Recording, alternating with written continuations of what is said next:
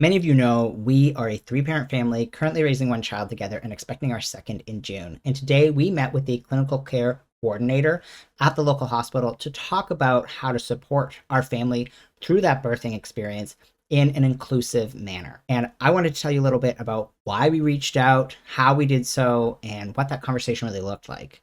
Now, part of why this was on our mind was because past experiences have shown us that most hospital staff want to be inclusive and respectful towards queer families, trans parents, multi parent households like ours, but they don't always know how to in the moment. They might not know how to refer to myself, my husband, or my co parent. And even if they want to be respectful, they may not know how to square our little triad structure with their two parent paperwork. For instance, during the birth of our first child, there was a policy in place because it was COVID as well that only one other person could be in the birthing suite, hypothetically, the other parent. But in our case, I mean, how do you choose one father to be in the room for the birth of their child? Now, we had an amazing midwife who acted as our advocate and reached out to the hospital in advance, talked to them about our setup, and got special permission for myself and my husband to be there with our co parent during the delivery. This time around, we don't have a midwife, and so we have to be our own advocates. So we were talking to our doula about some of our concerns around this, not just our family structure, but also other little preferences. Like my co-parent prefers not to be called mom and instead goes by Momo. And we also prefer to do gender creative parenting, which means we try not to gender our child from birth and use more gender neutral language. And our doula recommended we just contact the hospital directly and let them know. And then, if they don't meet our needs or wants, then at least we tried. So a few days after that conversation, I went on the hospital website, found a contact form, and sent this email, which I've edited slightly to protect the identity of my family. My name is Marcus, and I'm writing on behalf of my family as we prepare to welcome our second child this coming June at your hospital. We are a three-parent family made up of myself, my husband, and our co-parent. We currently have one child who is 3 years old. We all live together at our home and raise our child as a collective. My co-parent is currently pregnant with our second child. The baby is biologically the offspring of myself and my husband. For context, I'm a trans man, and we produced this child using reciprocal IVF. We plan to share parenting of the second child, just like with our first, and all three of us will be on the baby's birth certificate.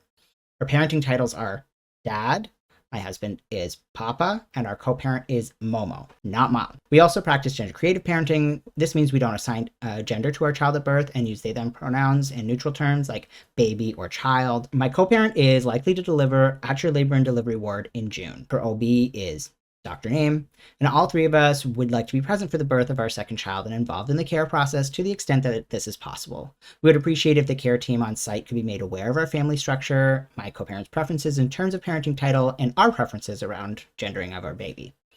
We understand that our family structure and parenting style may not be standard, and we don't expect perfection. Any efforts you can make are greatly appreciated.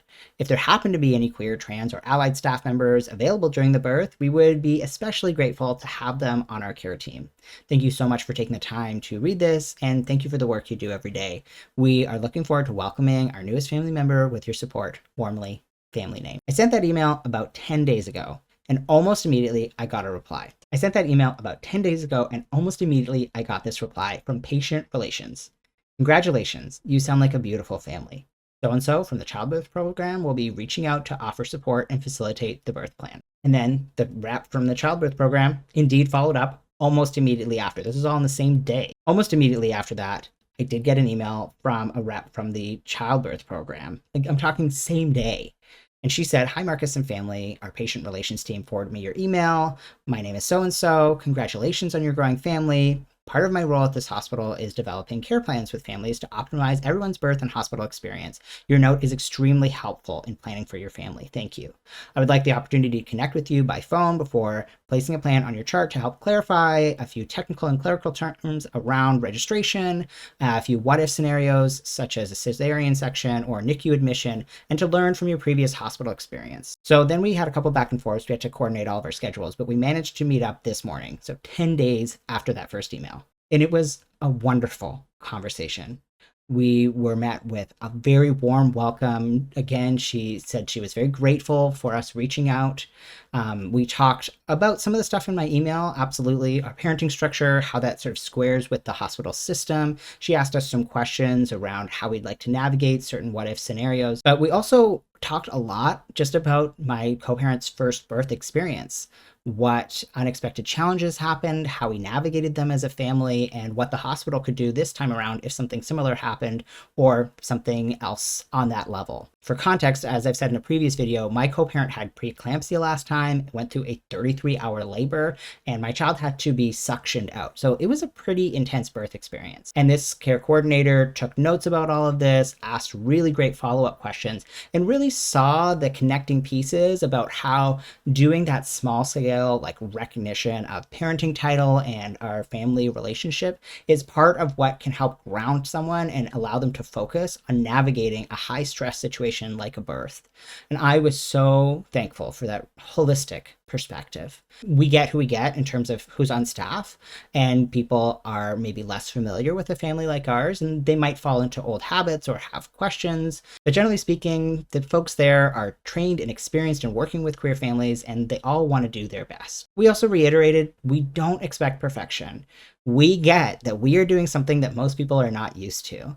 They don't have to get it right every time, but if we don't tell them what we want or need, then they'll never know. There will be some challenges. For instance, they do have certain protocols where the structure really doesn't allow for more than two parents, like with NICU visits, but we understand that we'll just have to navigate those if and when they arise. And it was such a privilege to be able to sit down with someone whose whole job is to make birth plans and go through each step and potential scenario together. And it really made me realize that this is something that's available to any family, whatever your family structure, whether you be many parents or few, queer, straight, whatever. If you're expecting and you're planning to deliver at a hospital, I recommend you consider reaching out too, because man, it was so enlightening. This woman was so supportive and helpful, and it just made us feel much more prepared and excited for this new big thing that's coming up so soon. Plus, it gave us an opportunity to get familiar with the hospital. What's the parking lot like? Where's the labor and delivery ward?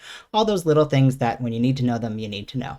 So I'm just grateful that this care coordinator took the time to meet with us, to talk about these different scenarios and really help put our minds at ease, and for all the work that she's doing behind the scenes to work with the staff and all the doctors there and help our birth experience be as positive as possible. And it was such a joy and a privilege to sit with somebody whose whole job it is to make birth plans and to go through all of these scenarios and hypotheticals and have our queer multi-parent family sort of recognized and integrated into that process. So now with our minds at ease, we are getting ready for the next big step in this journey coming up in just a month or so, and I'll let you know whatever other big news comes our way.